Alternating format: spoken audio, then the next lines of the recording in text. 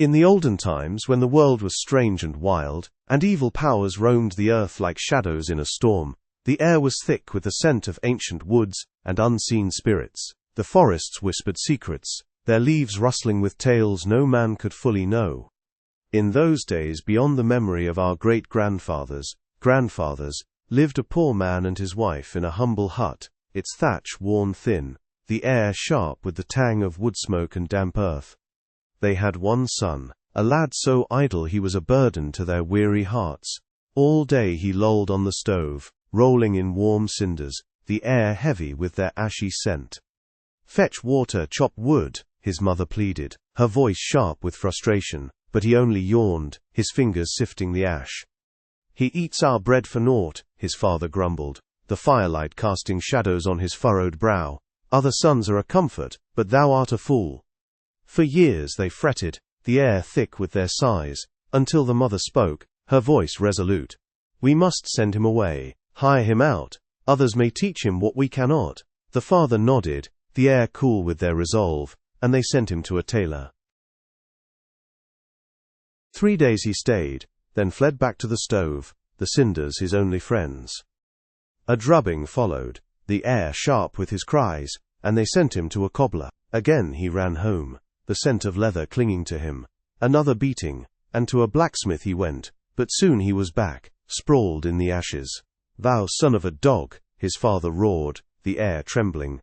"I'll take thee to another kingdom, too far to crawl back." So they set out, the road dusty, the air heavy with the father's anger. They journeyed far, through fields where the air buzzed with insects, until they reached a forest so dark the sky vanished, its air dank with moss and decay. Exhausted, they found a clearing studded with charred stumps, the scent of old fires lingering. "I'm weary," the father sighed, sinking onto a stump. "Oh, how tired I am." No sooner had he spoken, than a little old man sprang from the stump, his skin wrinkled as bark, his green beard trailing to his knees, the air sharp with his sudden presence. "What dost thou want, man?" he asked, his voice like rustling leaves. Startled, the father stammered, "I didn't call thee. Begone." The old man's eyes glinted. "Thou saidst, 'Oh, I am, O Tsar of the woods. Why summon me?'" "I was but tired," the father protested, the air thick with his confusion. "Whither goest thou?" O pressed, his beard swaying. The father sighed, the air heavy with his tale.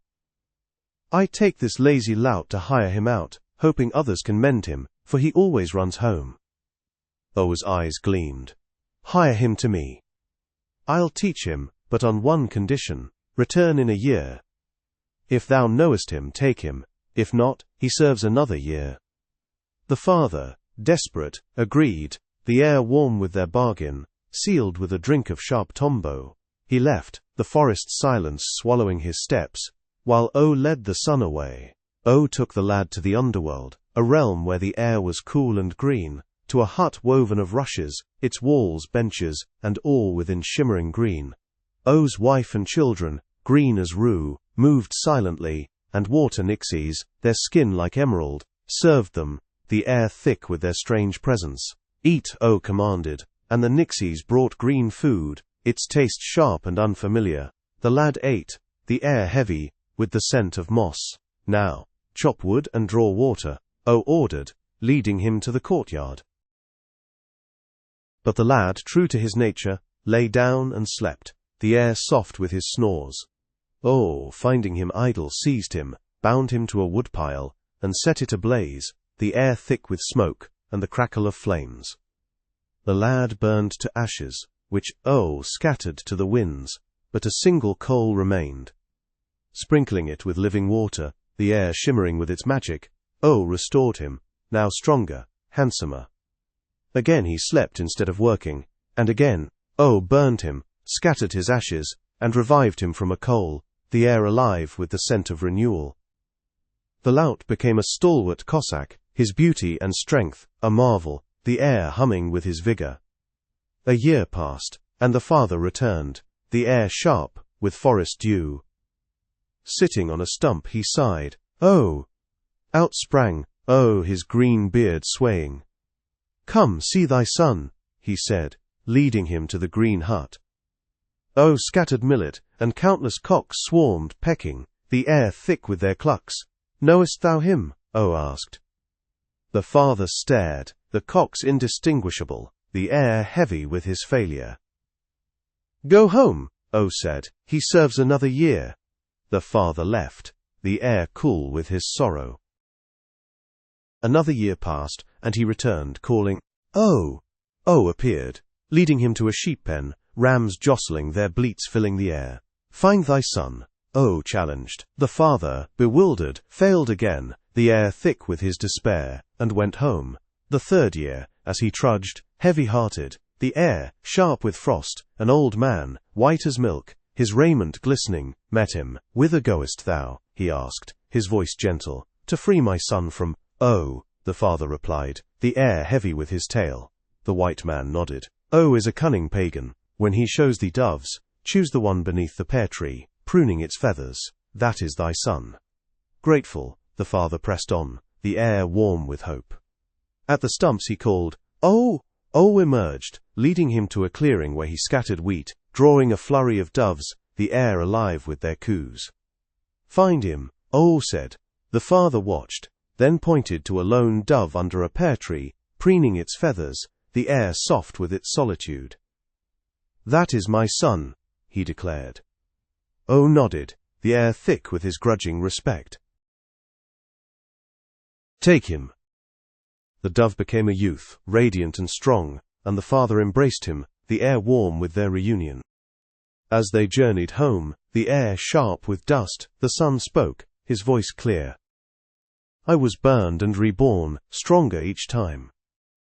The father shared his trials, the air heavy with their shared pain.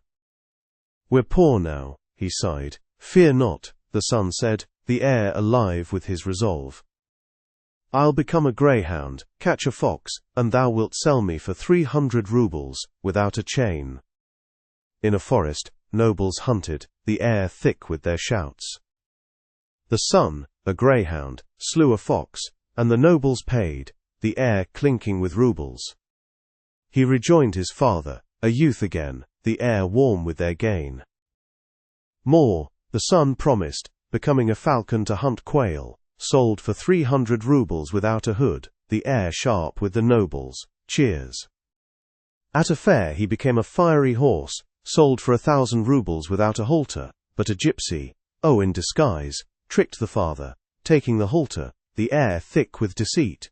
Oh rode the horse to his realm, the air wild with their flight, but at the river, the horse became a perch, swimming free. Oh, a pike pursued, but the perch evaded, the air shimmering with water. On shore the perch became a garnet ring, scooped up by a tsarivna, the air bright with her joy. Oh, as a merchant, begged for the ring, the air heavy with his feigned despair, but the tsarivna tossed it, scattering millet seed, the air thick with its scatter. Oh, a cock, pecked it all, missing one grain, the air sharp with his haste, that grain became the youth. And the tsarivna, smitten, wed him, the air alive with wedding songs. The father joined the feast, the air rich with mead and joy, his heart full,